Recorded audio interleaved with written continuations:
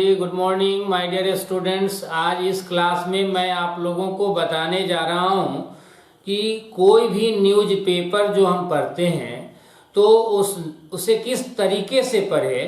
News paper पढ़ने का हमारा तरीका कैसा हो ताकि न्यूज़ पेपर पढ़ते पढ़ते हमारा ग्रामर हो या वर्ड पावर हो काफ़ी इम्प्रूव हो जाए। ज़्यादातर लोग वर्ड मीनिंग रट करके और पढ़ लेते हैं न्यूज़पेपर। फाउंडेशन किए हुए हैं, ग्रामर पढ़े हुए हैं, ग्रामर में जो भी रूल्स हैं उन्हें याद भी किए हुए हैं। बट जब न्यूज़पेपर पढ़ते रहते हैं उस समय जो रूल पढ़े हैं वो चीज़ सामने रहता है, लेकिन महसूस तक नहीं होता है, नज़र तक नहीं आता है कि अच्छा जो मैं पढ़ा हूँ टाइम मेंटेनेंस चैप्टर में या वॉइस में या नरेशन में, अभी फिलहाल मेरे सामने जो सेंटेंस है ये पैसिव वॉइस में है या डायरेक्ट स्पीच का है या इनडायरेक्ट, ये सब चीज़ जैसे ही कोई भी सेंटेंस सामने आता है उसको आप पढ़ते हो तो एट अ ग्लांस वो दिख जाना चाहिए कि अच्छा ये प्रेजेंट परफेक्ट टेंस है, अच्छा ये पैसिव वॉइस है, ये इनडायरेक्ट स्पीच है, या ऐसा फील होना चाहिए। तो ये नहीं होता है। After all what's the reason behind it? क्या कारण है कि वो चीज़ आप पढ़े हो, रूल भी याद कर लिए हो और उसी रूल से रिलेटेड सेंटेंस आपके सामने है, उस सेंटेंस को आप पढ़ भी रहे हो, समझने की कोशिश भी कर रहे हो, मीनिंग जानने की कोशिश भी कर रहे हो, बट जो चीज़ आप पढ़े हो, फाउंडेशन कोर्स में जो पढ़े हो, जो रूल पढ़े हो, वो चीज़ सामने है लेकिन दिखता नहीं है, महसूस नहीं होता है। क्यों नहीं होता है? इसलिए नहीं होता है कि जब न्यूज़पेपर पढ़ते हो तो उस समय आपकी सोच कुछ अलग रहती है। तो आइए इस सोच में सुधार लाने की ज़रूरत है, सुधार लाने की कोशिश हम लोग करेंगे। आइए आज के क्लास में मैं आप लोगों को बताता हूं कि न्यूज़पेपर कैसे पढ़ना है, न्यूज़पेपर में जो भी सेंटेंस है, छोटा हो बड़ा हो, उसमें मीनिंग कैसे निकालना है, चाहे मीनिंग पूरे सेंटेंस का निकालना हो या किसी वर्ड का निकालना हो। ओके, स्टार्ट करते हैं। सबसे पहली बात मैं आप लोगों को बता दूं कि अभी जो न्यूज़पेपर हम लोग पढ़ने जा रहे हैं, आप देख रहे हैं बोर्ड पे सामने दिखाई दे रहा है द इंडियन एक्सप्रेस, यानी द इंडियन एक्सप्रेस जो है न्यूज़पेपर का एक छोटा सा न्यूज हम लेते हैं और इसको समझने की हम कोशिश करते हैं। ठीक है, इसी न्यूज को हम समझने की कोशिश करते हैं। एक छोटा सा न्यूज लेते हैं। सबसे ऊपर देखेंगे यहाँ जो हेडलाइन है, government changing law to stop attacks on health workers, 7 year jail, ₹5 lakh fine. Okay, ये जो सेंटेंस देख रहे हैं ये हेडलाइन दिया हुआ है। तो सबसे पहले हेडलाइन में क्या दिया गया है, किस चीज के बारे में ये न्यूज है, इस चीज को जानना जरूरी है। चूंकि हेडलाइन हम पहले देखते हैं और हेडलाइन देखने के बाद ही हम डिसाइड करते हैं, हमें पता चलता है कि इसमें जो न्यूज दिया गया है किससे रिलेटेड है। अगर हमें लगता है कि नहीं अच्छा न्यूज है तो उसको पूरा पढ़ने की कोशिश करते हैं, नहीं तो यूं ही देख करके आगे बढ़ जाते हैं। ऐसा जनरली ज्यादातर लोग करते हैं।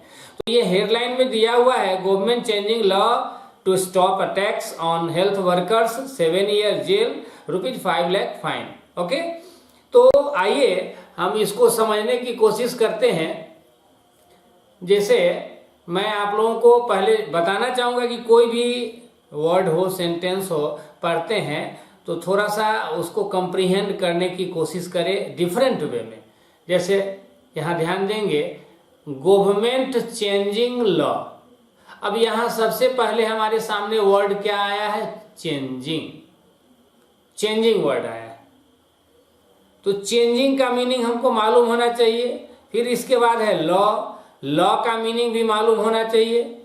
तो गवर्नमेंट चेंजिंग लॉ का मतलब हो गया सरकार लॉ को बदल रही है, लॉ में यानी नियम में, विधि में, कानून में परिवर्तन ला रही है। ओके, सरकार क्या कर रही है? लॉ यानी कानून में परिवर्तन ला रही है।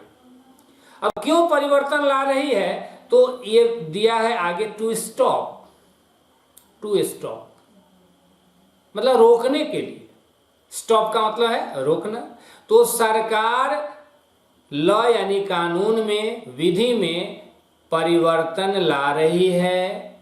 क्यों? तो टू स्टॉप, रोकने के लिए। किस चीज को रोकने के लिए, क्या रोकने के लिए? तो फिर आगे दिया है अटैक्स, यानी अटैक्स को रोकने के लिए सरकार लॉ यानी रूल में, कानून में, नियम में, विधि में परिवर्तन ला रही है।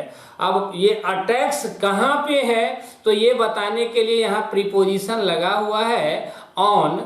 अटैक्स ऑन हेल्थ वर्कर्स, यानी हेल्थ वर्कर्स मतलब हो गया स्वास्थ्य कर्मियों पर।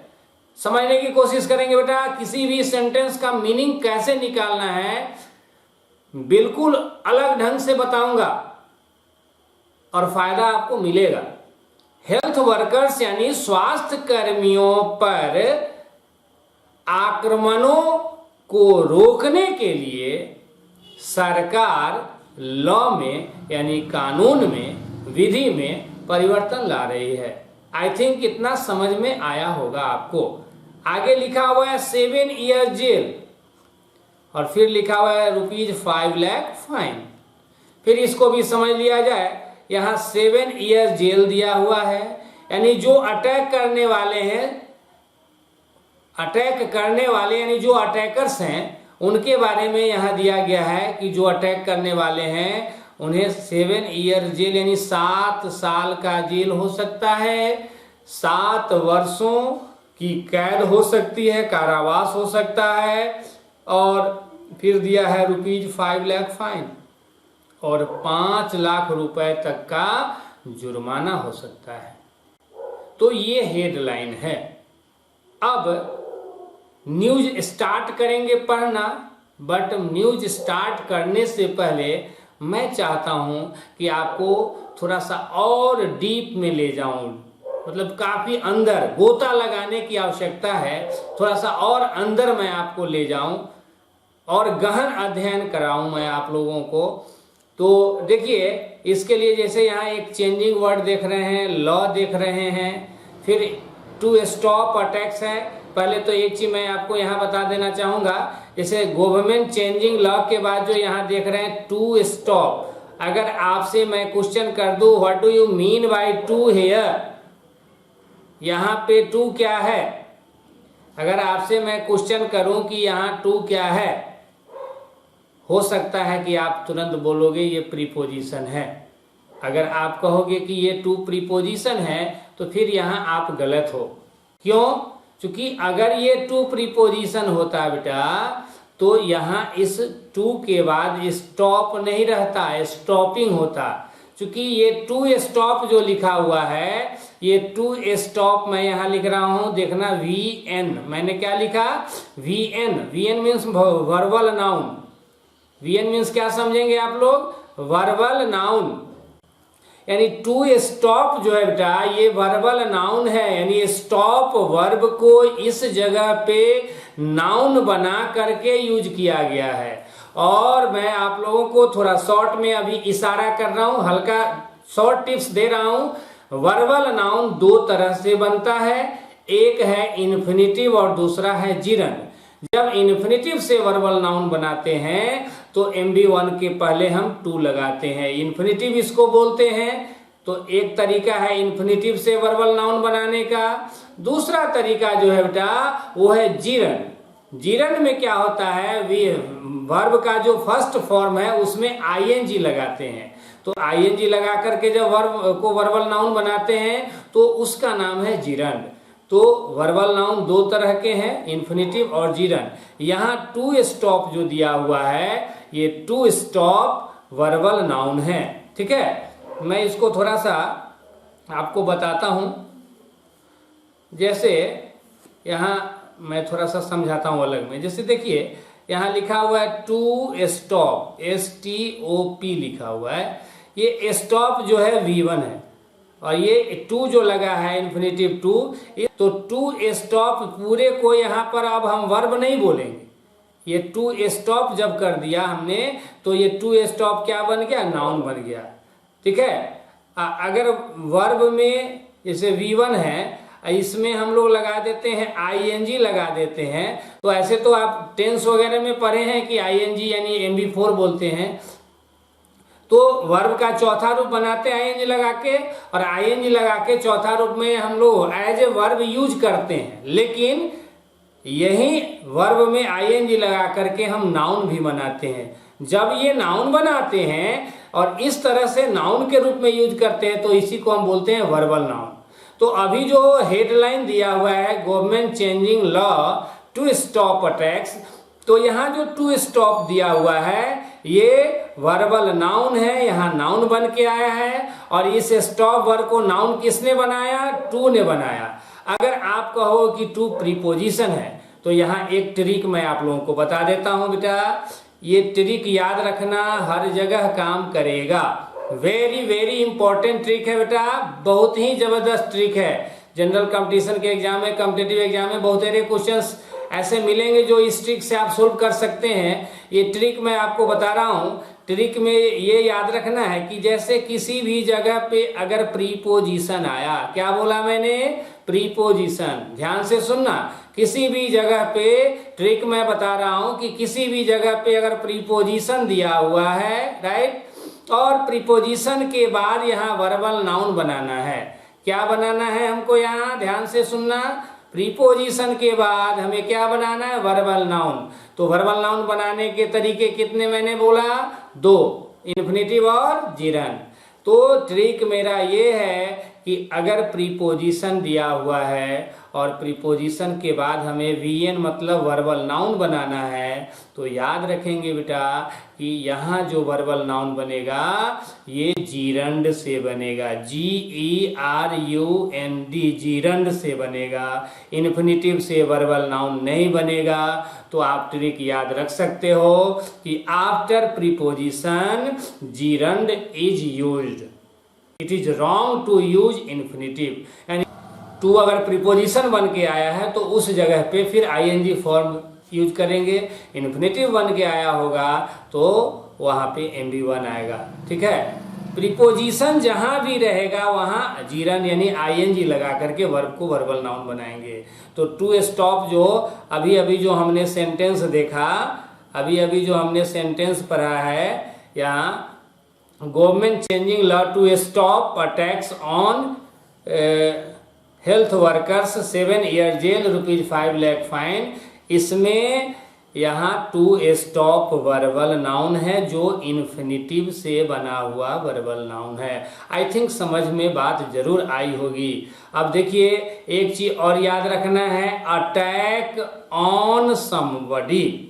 अटैक के साथ ये जो ऑन दिख रहे हैं ये ऑन भी प्रीपोजिशन है। कॉपी कलम लेकर अगर बैठे हैं, आप इस क्लास को कर रहे हैं, तो it would be better to note this thing.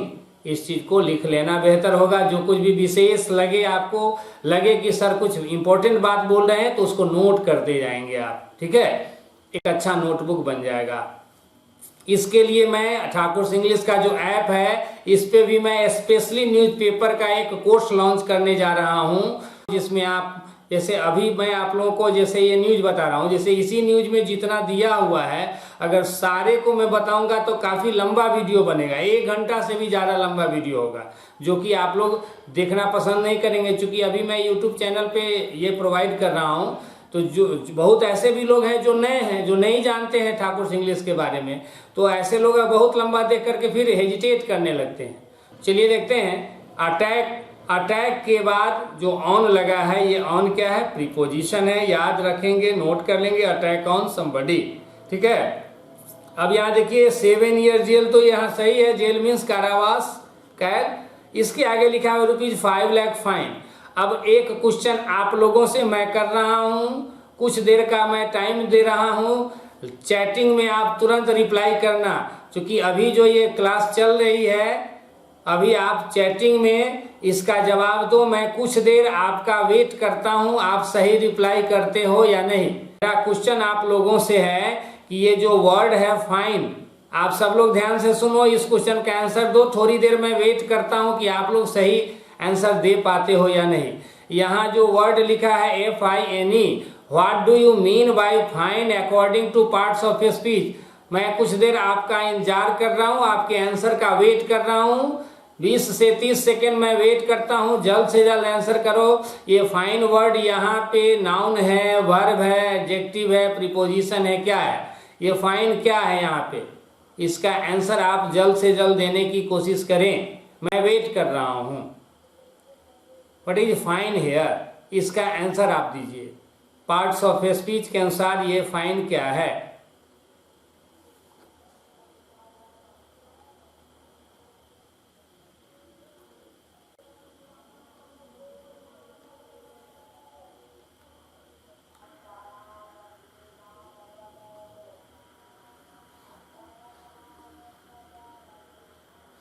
चलिए बेटा, अब मैं बता रहा हूं। देखिए, ये जो सेंटेंस है, इस सेंटेंस में फाइन वर्ड जो है ये नाउन है यहाँ। अब जनरली देखिए, ध्यान दीजिएगा, सीरियसली फॉलो करने की आप कोशिश करें। जैसे मैं यहाँ बता रहा हूँ, फाइन जो वर्ड है, ये फाइन वर्ड किसी जगह मिलेगा नाउन के रूप में। ये फाइन जो वर्ड है किसी जगह नाउन बन के आएगा, और यही फाइन किसी जगह पे लिखा होगा तो वहां पर यही फाइन वर्ड क्या बन के आएगा? एडजेक्टिव बन के आएगा। किसी जगह फाइन होगा नाउन, किसी जगह होगा एडजेक्टिव। पहली बात बेटा कि अभी जो सेंटेंस अभी जो हम लोग पढ़े हैं, यहाँ पे अभी जो सेंटेंस हमने देखा, government changing law to stop attacks on health worker 7 year jail ₹5 lakh fine. तो यहाँ जो फाइन वर्ड है, ये फाइन वर्ड यहाँ पे नाउन है या एडजेक्टिव, ये मैंने क्वेश्चन आपसे किया था।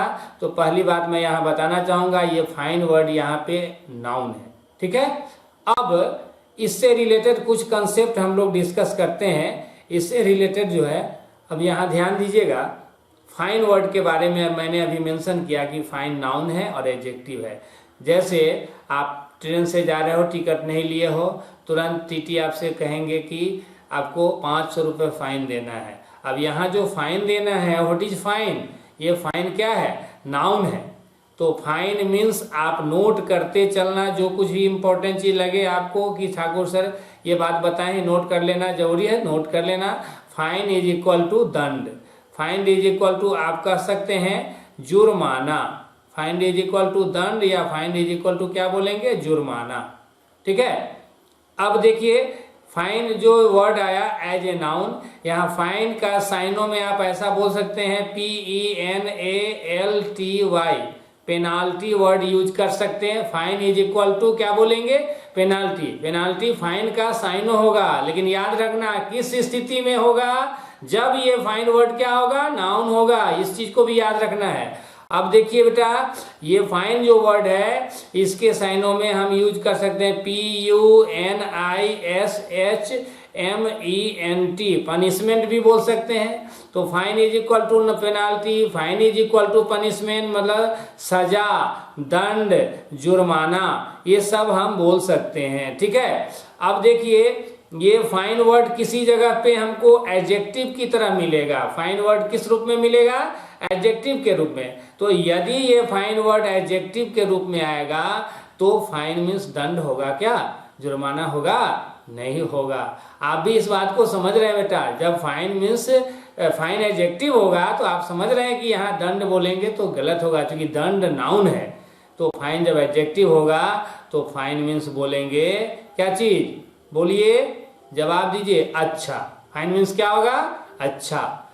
इस स्थिति में आपसे अगर क्वेश्चन कर दिया जाए फाइन का साइन हो, अगर बैंक के एग्जाम में, आपको पता होगा बैंकिंग के एग्जाम में बेटा सेंटेंस में जो वर्ड रहता है उसी वर्ड सेंटेंस में वर्ड को यूज कर दिया जाता है और क्वेश्चन किया जाता है कि इस वर्ड का साइनो बताइए, और सेंटेंस में जिस सेंस में यूज हुआ है उस सेंस के अनुसार साइनो बताना है। मान लो किसी एग्जाम में यही फाइन वर्ड आया, आप रट लिए फाइन का साइन और पनिशमेंट और पेनाल्टी होता है। अब किसी दिन एग्जाम में फाइन वर्ड आया, बैंक का एग्जाम, बैंक पीओ का एग्जाम देने गए आप, वहां फाइन वर्ड सेंटेंस में यूज किया हुआ है और आपसे क्वेश्चन कर दिया इसका साइन हो, और वहां पर ऑप्शन में पेनाल्टी या पनिशमेंट में से भी कुछ दिया हुआ है और भी कुछ वर्ड्स दिए गए हैं ऑप्शन में, आप रटे हुए हैं, आप आंसर में नोट कर देंगे, वहां आंसर दे देंगे पेनाल्टी, तो सही होगा?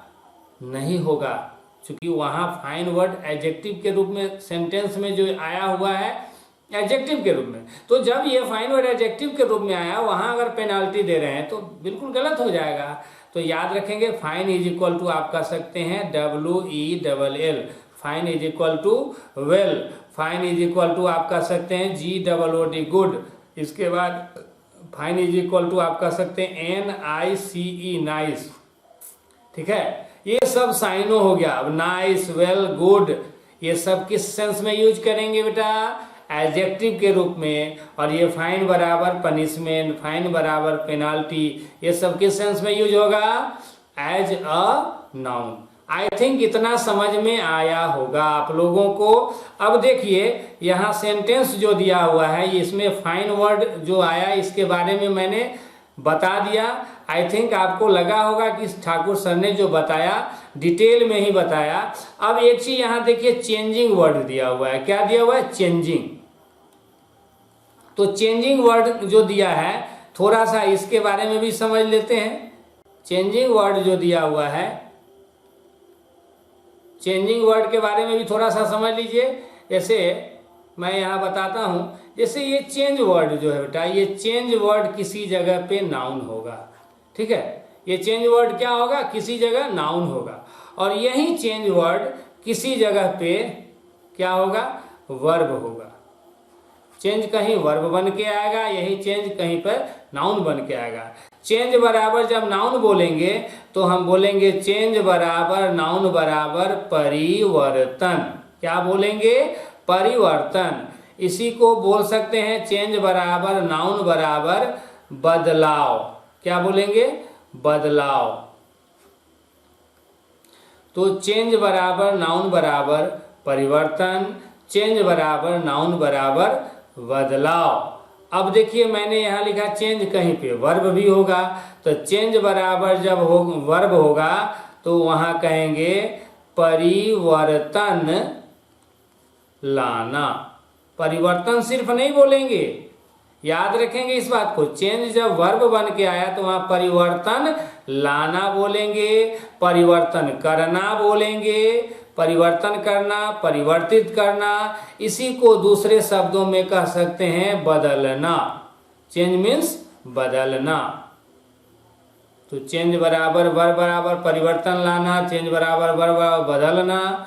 अब एक चीज थोड़ा सा यहाँ और आप लोग समझ लेंगे, चेंज के बारे में थोड़ा सा और समझ लीजिए बेटा।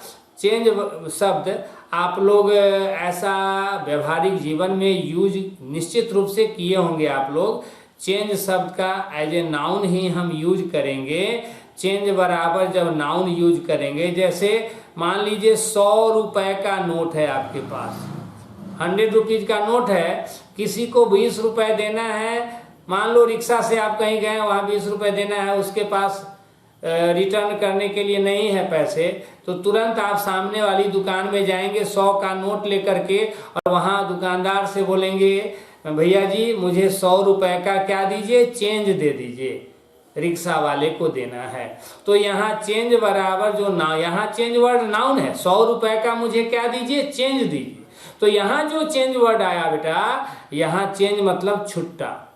इसी को कुछ लोग खुदरा भी बोलते हैं, छुट्टा, खुदरा, ठीक है। तो इस सेंस में भी ये नाउन है।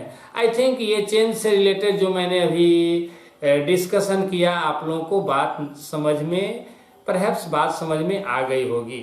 अब देखिए इसके बाद एक वर्ड और है, इसको भी समझ लिया जाए, क्योंकि अभी मैं हेडलाइन पे ही डिस्कशन कर रहा हूं बेटा। मैं पहले बोल दिया हूं, जैसे अभी मैंने आज इस क्लास में, इस वीडियो में मैंने एक छोटा सा न्यूज उठाया है, लेकिन शायद इतनी देर से आप क्लास कर रहे हैं, आज का क्लास, अभी वाला क्लास, तो शायद आपको भी समझ में आ गया होगा। और मैं तो समझ ही रहा हूँ कि अभी जो मैंने न्यूज लिया है आप लोगों को बताने के लिए कि न्यूज पेपर पढ़ते हैं, कोई भी न्यूज पढ़ते हैं तो कैसे पढ़ना है, कैसे समझना है, उसको कंप्रीहेंड कैसे करना है, यही बताने की मैं कोशिश कर रहा हूँ और आप लोग सीखने की कोशिश कर रहे हैं। तो मुझे तो अब लग ही रहा है, आप लोगों को भी लगने लगा होगा कि जिस न्यूज को मैंने अभी उठाया है डिस्कस करने के लिए, इस न्यूज में भी जितने मटेरियल्स है, जितने सेंटेंसेज है, इस वीडियो में, इस क्लास में पूरा नहीं हो पाएगा, क्योंकि पूरा के लिए काफ़ी लंबा टाइम होगा।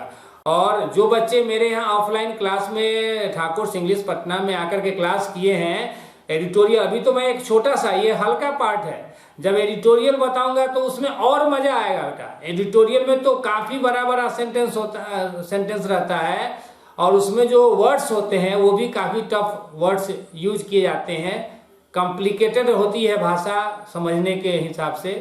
तो अभी तो मैं एक न्यूज बता रहा हूँ। ऑफलाइन में बहुत सारे बच्चे इस चीज़ को बोलते हैं कि सर लग रहा है कि ठाकुर इंग्लिश में यहाँ एडिटोरियल के क्लास में कि लग रहा है कि हम लोग एक्सपेरिमेंट कर रहे हैं।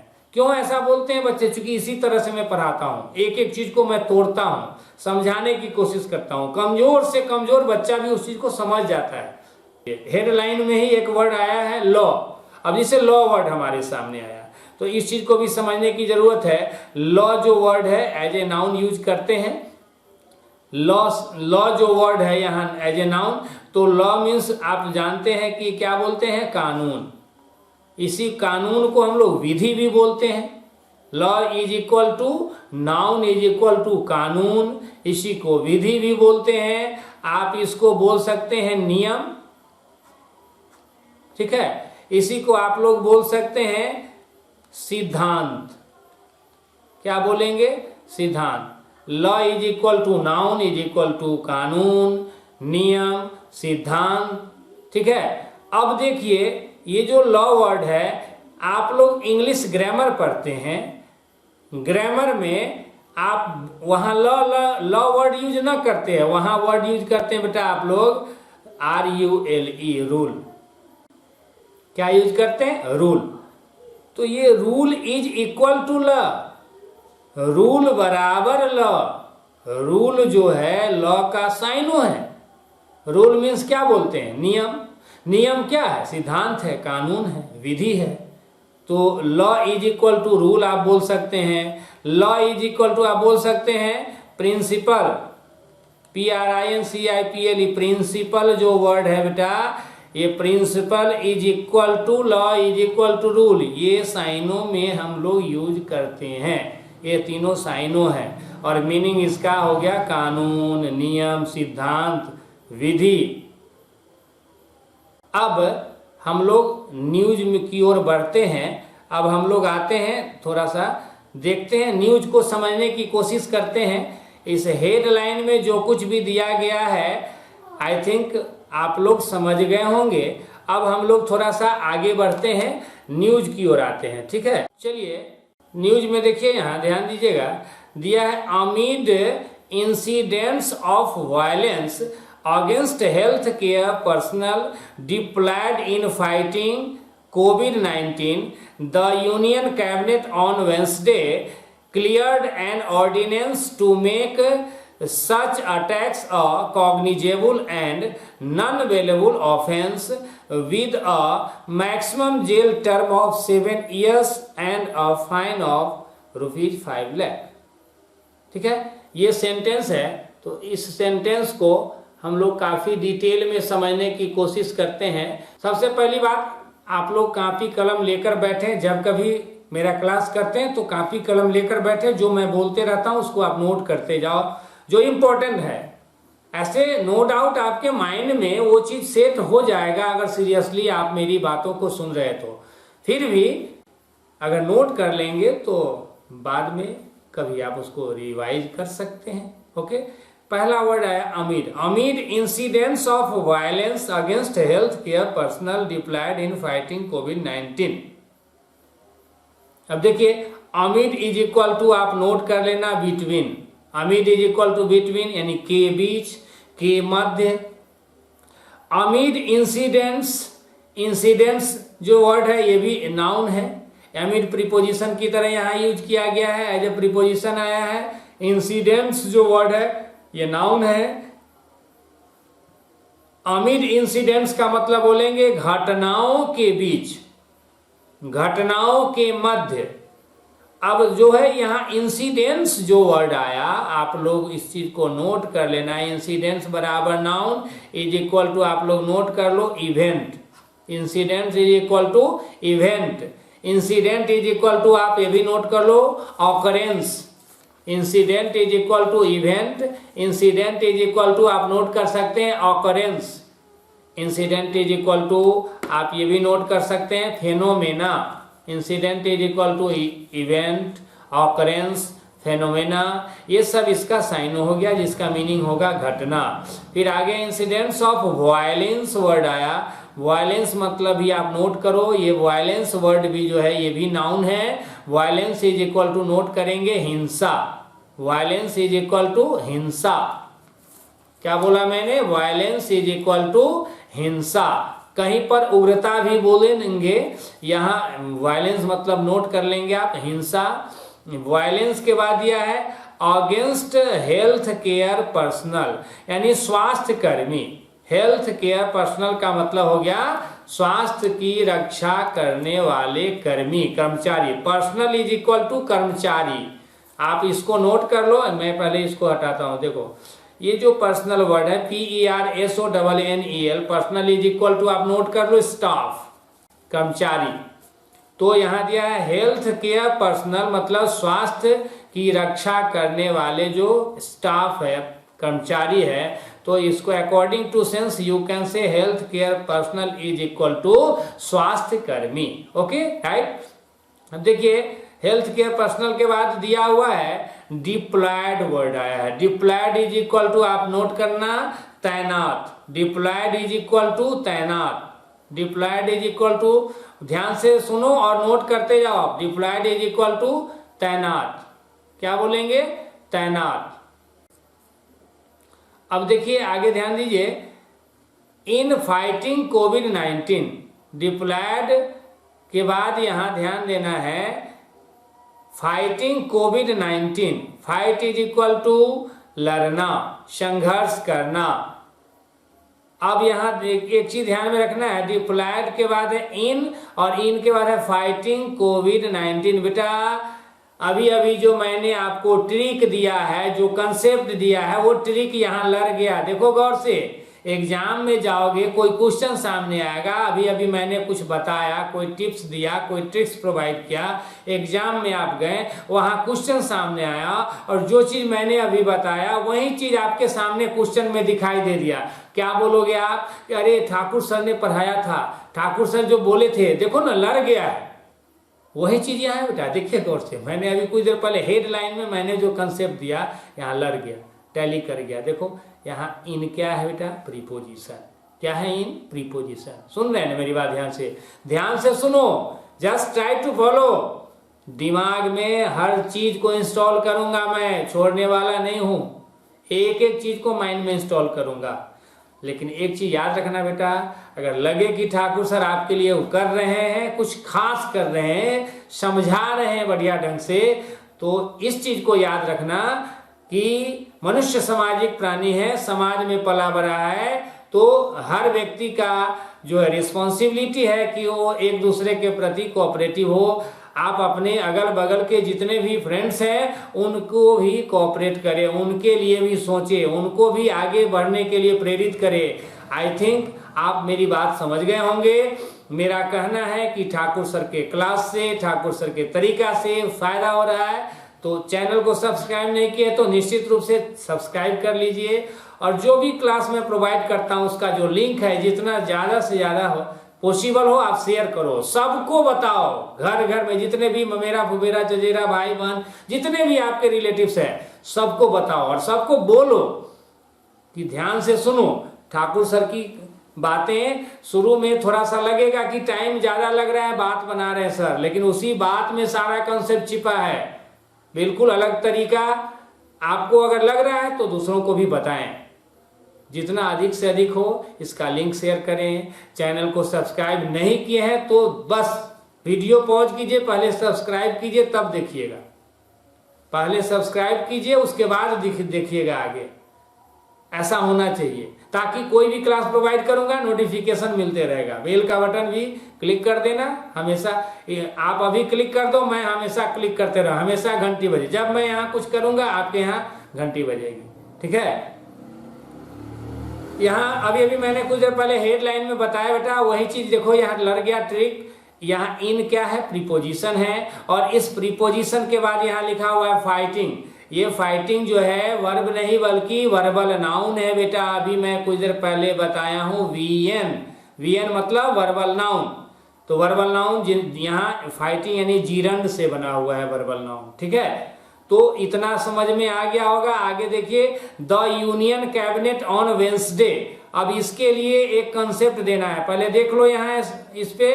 The union cabinet on Wednesday cleared an ordinance. The union cabinet on Wednesday cleared an ordinance. यहाँ क्लियर जो शब्द आया, ये क्लियर्ड जो है V2 MV2 है, और यहीं से सेंटेंस की शुरुआत हो रही है। मैं इसको हटाता हूं, देखो यहां से, the union cabinet on Wednesday cleared an ordinance. अब यहां से सेंटेंस स्टार्ट हो रहा है जिसमें ये क्लियर्ड जो वर्ड है ये V2 है, वर्ब का सेकेंड फॉर्म है।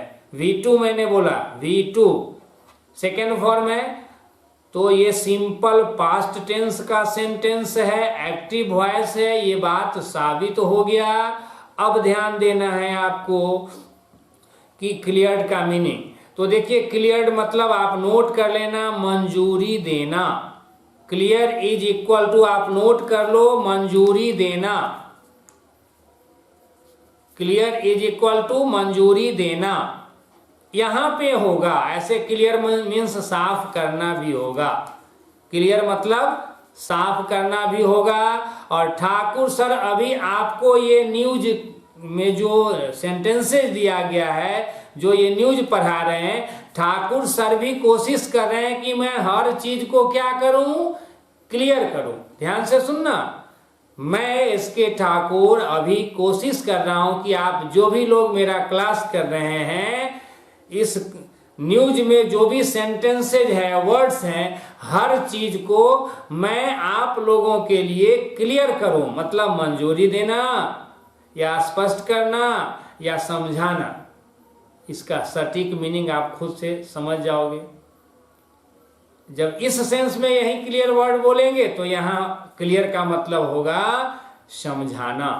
क्लियर मीन्स साफ करना, क्लियर मीन्स खाली करना। मान लो किसी रास्ते से जा रहे हो और रोड पर जाम लगी हुई है, एक कदम भी गाड़ी न आगे बढ़ सकती है न पीछे आ सकती है। अब जहां है वहीं रुके हुए हैं, घंटों से रुके हुए हैं। ऐसी स्थिति में प्रशासन को बुलाया जाएगा वहां, फिर प्रशासनिक पदाधिकारी लोग वहां उस रोड को क्लियर करने की कोशिश करेंगे। तो वहां क्लियर का मतलब समझाना होगा, मंजूरी देना होगा, साफ करना होगा या खाली करना होगा। आई थिंक इसका मीनिंग समझ में आ गया होगा। मैं बार बार कहता हूं, प्रायः हर क्लास में इस तरह की भाषा का मैं इस्तेमाल करता हूं। किसी भी वर्ड का कोई सर्टेन मीनिंग नहीं है। वर्ड जिसके लिए लाएंगे, जिस वर्ड के साथ आएगा, जिस परिस्थिति में आएगा, उसी के अनुसार उसका मीनिंग निकलेगा। मैंने अभी बोला प्रशासनिक पदाधिकारी रोड पे जो जाम लगी है उसको क्लियर कर रहे हैं, मतलब वहां हो गया खाली करना। इसी क्लियर वर्ड का मतलब मंजूरी देना, इसी क्लियर वर्ड का मतलब साफ करना, इसी क्लियर वर्ड का मतलब समझाना। ठीक है, अभी यहां जो सेंटेंस है इसमें जो क्लियर वर्ड आया, यहां क्लियर मीन्स क्या बोलेंगे, यहां क्लियर मीन्स कहेंगे मंजूरी देना। आगे है ऑर्डिनेंस, नोट कर लेना, ordinance is equal to noun और ऑर्डिनेंस इज इक्वल टू अध्यादेश। ऑर्डिनेंस इज इक्वल टू क्या बोलेंगे, अध्यादेश। फिर आगे आया ऑर्डिनेंस के बाद है to make such attacks a cognizable and non bailable offence. अब कॉग्निजेबल का मतलब नोट करो। पहली बात की कॉग्निजेबल जो वर्ड है ये है एडजेक्टिव। कॉग्निजेबल वर्ड क्या है? एडजेक्टिव है, ठीक है। एंड नॉन वेलेबल ऑफेंस, कॉग्निजेबल और नॉन वेलेबल ऑफेंस। कॉग्निजेबल का मतलब हो गया संज्ञेय, संज्ञेय मतलब संज्ञान लेने लायक, यानी कार्रवाई करने लायक। कोई ऐसा ऑफेंस, ऑफेंस मतलब पहले नोट कर लो, offence is equal to noun, ठीक है। Offence is equal to noun is equal to अपराध, ठीक है। और कॉग्निजेबल जो वर्ड है ये एडजेक्टिव है। कोई क्वेश्चन करेगा what do you mean by cognizable according to parts of speech, then what should your answer be बेटा? Cognizable word parts of speech के अनुसार क्या है? तो आपका आंसर होना चाहिए well the word cognizable is equal to adjective, ये एडजेक्टिव है।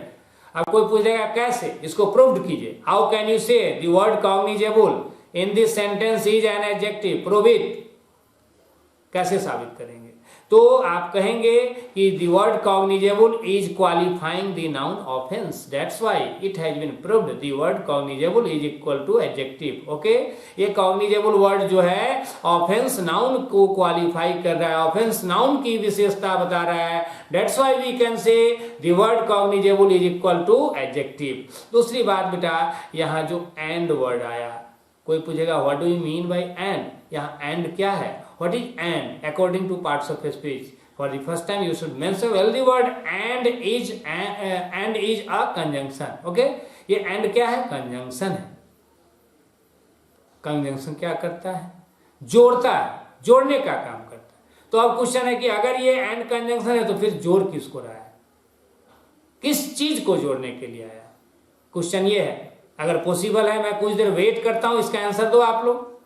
ये एंड किस चीज को जोड़ रहा है? नाउन को जोड़ रहा है, वर्ब को जोड़ रहा है, एडजेक्टिव को जोड़ रहा है, प्रीपोजिशन को जोड़ रहा है, कंजंक्शन को जोड़ रहा है। किस चीज को जोड़ने एंड आया? मैं कुछ देर इंतजार कर रहा हूं। आप लोग अगर इस क्लास को सीरियसली कर रहे हो, जो भी लोग अभी क्लास कर रहे हैं लाइव चैट में, अभी आप तुरंत इसका आंसर भेजो। यहाँ एंड जो लिखा हुआ है ये किस चीज को जोड़ने के लिए आया? नाउन को, वर्ब को, एडजेक्टिव को, प्रीपोजिशन को, किस चीज को जोड़ रहा है ये एंड? जवाब चाहिए मुझे। I am waiting for your answer. Seriously अगर मेरा क्लास कर रहे हैं, समझने की कोशिश कर रहे हैं तो इस क्वेश्चन का आंसर दीजिए। मैं अभी वेट कर रहा हूं, आपके आंसर की प्रतीक्षा में मैं बैठा हूं। एंड यहां किस चीज को जोड़ने आया?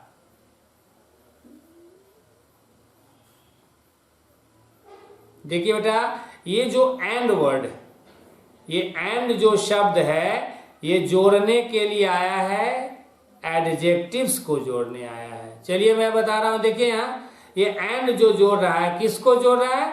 एडजेक्टिव्स को, दो एडजेक्टिव्स को। कौन कौन? तो पहला एडजेक्टिव ये कॉग्निजेबल है, दूसरा एडजेक्टिव है नॉन वेलेबल।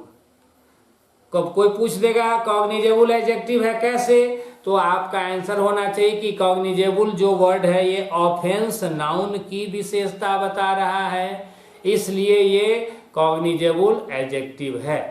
जो वर्ड किसी नाउन या प्रोनाउन, जो शब्द किसी नाउन या प्रोनाउन की विशेषता बताने के लिए आता है, दैट इज कॉल्ड एडजेक्टिव। उस वर्ड को क्या बोलते हैं? एडजेक्टिव बोलते हैं। तो ये कॉग्निजेबल जो है ऑफेंस नाउन की विशेषता बताने आया, इसलिए कॉग्निजेबल क्या है? एडजेक्टिव। दूसरा नॉन वेलेबल जो वर्ड है, ये नॉन वेलेबल जो वर्ड है ये भी ऑफेंस नाउन की विशेषता बताने आया। ध्यान से सुनेंगे, नॉन वेलेबल भी ऑफेंस की विशेषता बताया, कॉग्निजेबल भी ऑफेंस की विशेषता बताया। तो दो एडजेक्टिव्स एक ही नाउन को क्वालिफाई कर रहा है, इसीलिए दोनों एडजेक्टिव्स को पहले क्या कर दिया गया? जोड़ दिया गया। जोड़ने के लिए जो फेविकॉल का काम कर रहा है, यानी फेविकॉल कहने वाला कंजंक्शन का काम कर रहा है, वो जोड़ने के लिए जो कंजंक्शन का काम कर रहा है वो क्या है? एंड। तो यही क्वेश्चन मैंने किया था आप लोगों से कि एंड किस चीज को जोड़ रहा है? तो दो एडजेक्टिव्स को, जिसमें पहला एडजेक्टिव कॉग्निजेबल, दूसरा एडजेक्टिव नॉन वेलेबल। और ये दोनों एडजेक्टिव्स ऑफेंस नाउन की विशेषता बताने आया। कॉग्निजेबल का मीनिंग नोट कर लेंगे, संज्ञेय, संज्ञान लेने लायक, यानी कोई घटना घटी, कोई आदमी कोई गलती किया तो ऐसी गलती है जिस पर कार्रवाई हर हाल में होनी चाहिए, वही गलती कॉग्निजेबल गलती कहलाएगा, यानी उसका संज्ञान लेना आवश्यक होगा। कॉग्निजेबल समझ गए होंगे। दूसरा जो वर्ड है non available, non available word का मतलब हो गया गैर जमानती। बेल से, जैसे BAIL, बेल मतलब हो गया जमानत, बेल लेवल यानी जमानती, जमानत होने के लायक, यहाँ है नॉन अवेलेबल, गैर जमानती। चलिए आगे बढ़ते हैं। इसके आगे देखिए क्या दिया है, with a maximum jail term, with a maximum jail term of 7 years and a fine of ₹5 lakh। यानी ये जो ऑफेंस है इसके संदर्भ में कहा गया कि मैक्सिमम जेल टर्म कितने वर्ष का होगा, 7 वर्षों का होगा, and a fine of ₹5 lakh, और जो फाइन होगा, जुर्माना होगा, दंड होगा, वो कितने का होगा, 5 लाख रुपए का। एक चीज मैं यहाँ बताना चाहूंगा बेटा, हेडलाइन में मैंने क्वेश्चन किया, बताया था फाइन वर्ड के बारे में कि फाइन वर्ड एडजेक्टिव है कि नाउन है। देखो यहाँ फिर फाइन आया, वहाँ तो चूंकि हेडलाइन दिया था, यहाँ सेंटेंस में आया है।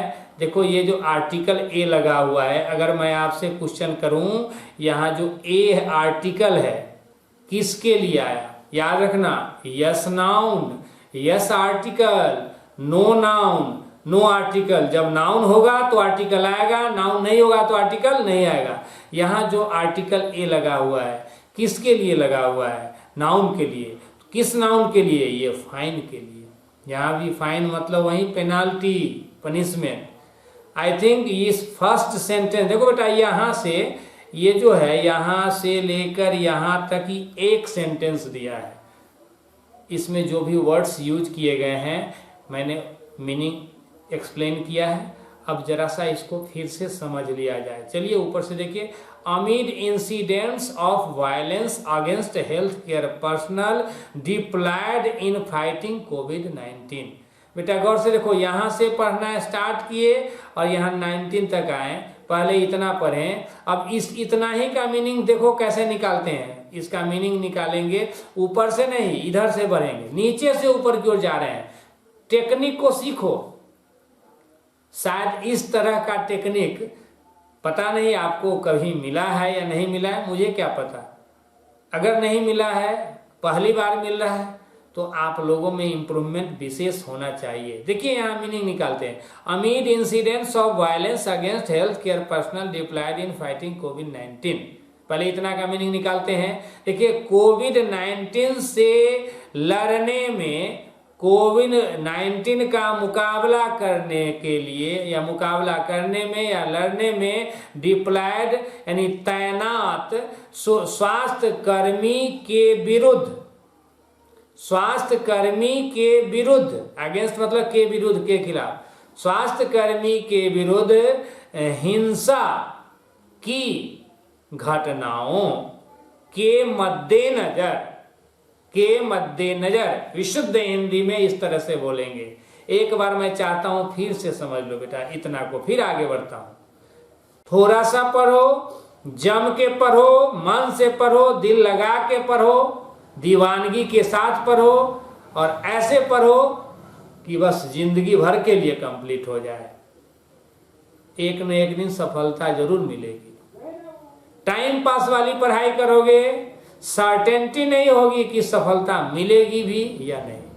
देखिए एक बार फिर से इसका मीनिंग समझिए, कोविड-19 का मुकाबला करने में, कोविड-19 से लड़ने में डिप्लॉयड यानी तैनात, हेल्थ केयर पर्सनल यानी स्वास्थ्य कर्मी के विरुद्ध हिंसा की घटनाओं के मद्देनजर या के मध्य।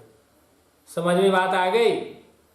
आगे बढ़ते हैं। इतना हो गया इसका मीनिंग। अब यहां से अब ये हो गया मतलब कोविड-19 तक का मीनिंग। अब इसके बाद सेंटेंस की शुरुआत हो रही है।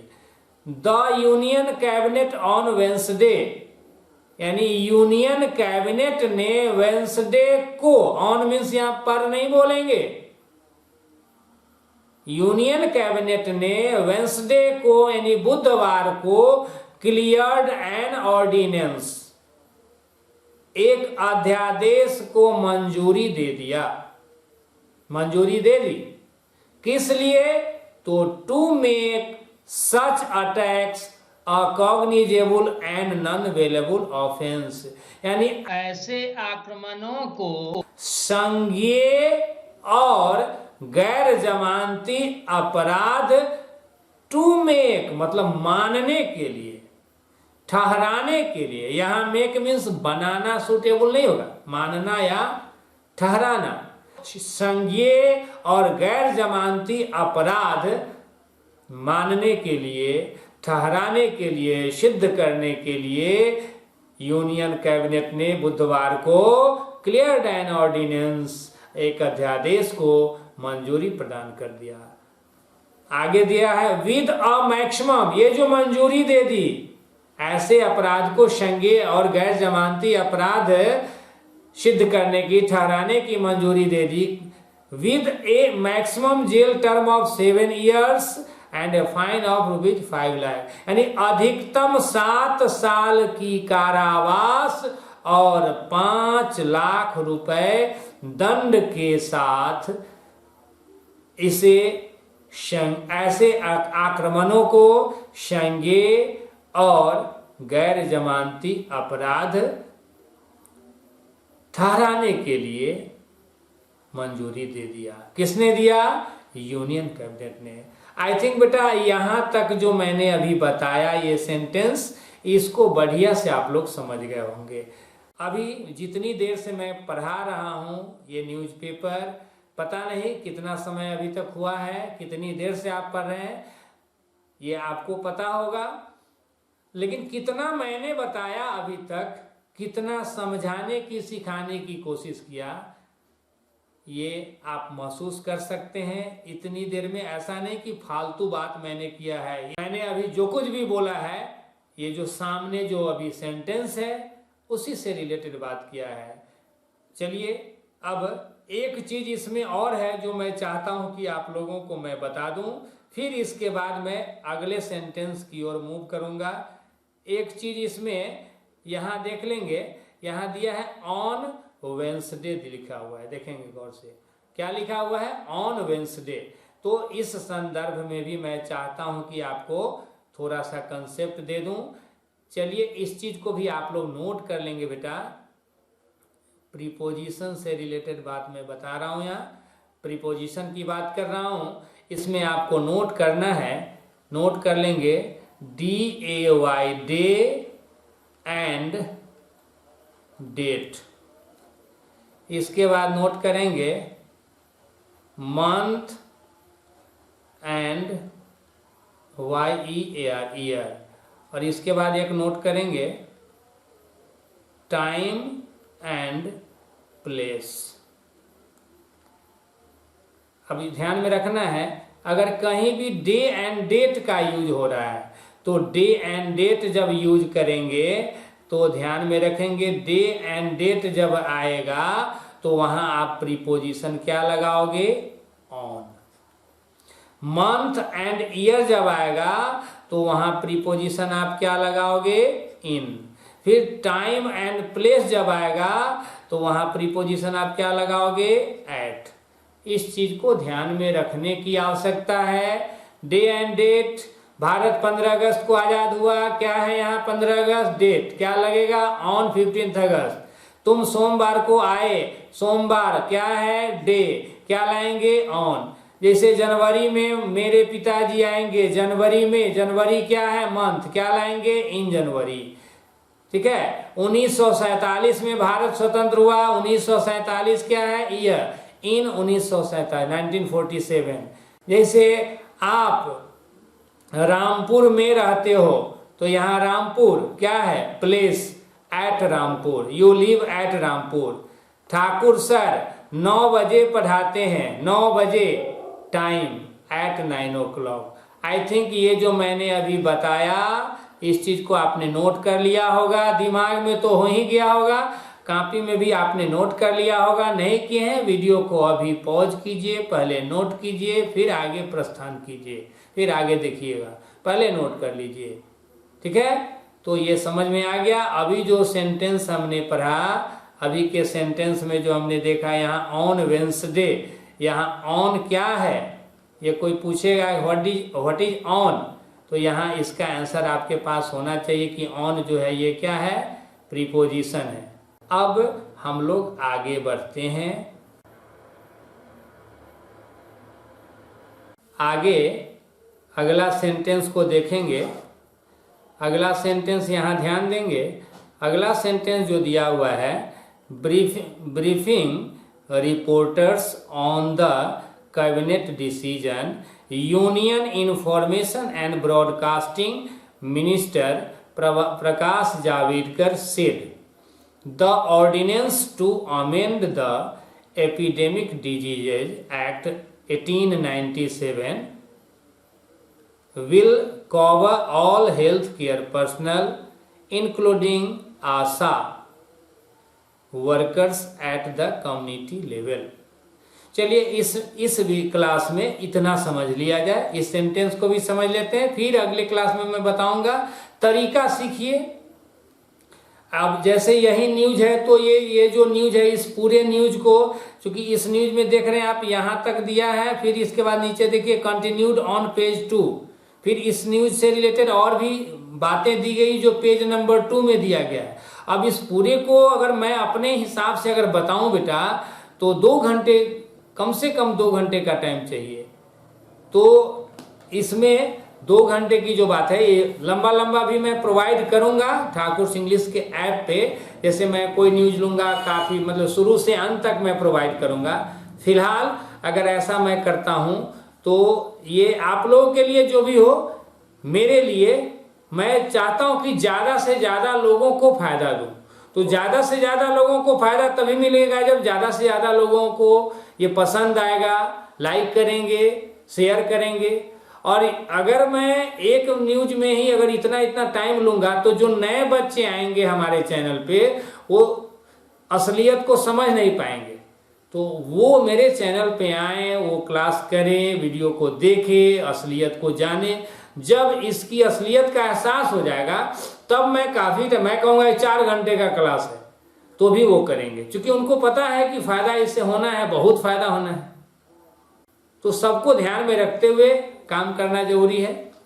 तो ध्यान दीजिएगा, जैसे यहां दिया है ब्रीफिंग रिपोर्टर्स, नोट कर लेंगे। ब्रीफिंग मतलब संक्षेप में कहना, संक्षिप्त करना। तो briefing reporters on the cabinet decision, यानी कैबिनेट के डिसीजन पर संक्षेप में कहते हुए reporters union information and broadcasting minister Prakash Javadekar said, यानी संक्षिप्त में union information and broadcasting minister Prakash Javadekar reporters से संक्षिप्त में कहा, प्रकाश जावड़ेकर ने कहा, the ordinance to amend the epidemic diseases act 1897, यानी the ordinance to amend the epidemic diseases act 1897,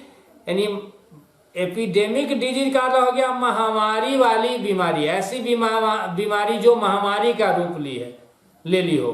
तो एपिडेमिक डिजीज एक्ट 1897 जो है, इसमें अमेंड करने के लिए, इसको नोट कर लेंगे आप, अमेंड मीन्स संशोधन करना, अमेंड मीन्स सुधार करना। आप amend is equal to note कर लेना IMPROVE, इम्प्रूव। तो एपिडेमिक डिजीजेज एक्ट 1897 जो है, इसमें सुधार करने के लिए द ऑर्डिनेंस विल कवर। अब और देखिए गौर से, यहाँ एक चीज समझने की कोशिश की, मैं फिर से बताता हूं। द ऑर्डिनेंस, ये हो गया सब्जेक्ट, ठीक है, और यहां देख रहे हैं विल कवर, ये है वर्ब, AB + MB1, इसका सब्जेक्ट क्या है, ordinance. The ordinance will cover all health care personnel, यानी ये अध्यादेश जो है, अध्यादेश में शामिल है, सभी शामिल है। कौन सभी? तो ऑल हेल्थ केयर पर्सनल, सभी स्वास्थ्य कर्मी को रखा जाएगा। कवर मतलब पूरा करना, ढक लेना। तो the ordinance will cover all the health care personnel, अध्यादेश में सभी स्वास्थ्य कर्मी को रखा जाएगा, इंक्लूडिंग आशा, यानी आशा जिसके बारे में लिखा गया है अक्रेडिटेड सोशल हेल्थ एक्टिविस्ट। आपको पता होगा आशा के बारे में, हर गांव में है। तो including Asha workers at the community level, यानी सामुदायिक स्तर पे, सामाजिक स्तर पे, यानी आशा मजदूरों, आशा कार्यकर्ताओं के साथ साथ, इंक्लूडिंग का मतलब नोट कर लेंगे के साथ साथ।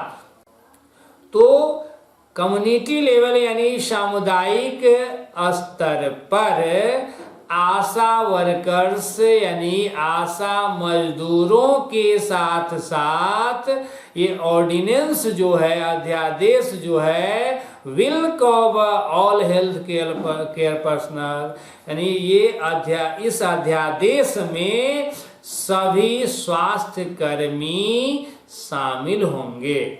यानी ऑर्डिनेंस जो है कवर करेगा किसको? सभी स्वास्थ्य कर्मियों। आई थिंक अभी जो मैंने समझाया, अभी तक जो भी मैंने बताया है इस न्यूज में, जो भी वर्ड्स हो या सेंटेंसेज हो, समझ में बात जरूर आई होगी। अब असलियत क्या है ये तो आपके मन की बात है। अब आपके मन की बात जब आप बताओगे तभी पता चलेगा मुझे। एज ए टीचर मेरे अंदर जानने की उत्कंठा जरूर होगी कि मैंने जो क्लास लिया, मैंने जो बताया, समझाने की कोशिश किया, इससे आपको फायदा हुआ या नहीं। मैं इतना जानता हूं कि मैं अपना सर्वोत्तम देने की कोशिश किया हूं, मैं अपना बेस्ट देने की कोशिश किया हूं, लेकिन उससे आपको कितना मिला, आपको कितना फायदा हुआ, आप कैसा फील करते हैं, ये मुझे तभी पता चलेगा जब आप बताएंगे। तो मुझे आपके कमेंट का, आपकी प्रतिक्रिया का इंतजार रहेगा। फिर मैं नेक्स्ट न्यूज के साथ फिर आपसे मिलूंगा, फिर मैं क्लास प्रोवाइड करूंगा। आज इस वीडियो में बस इतना ही। Thank you all for watching this video.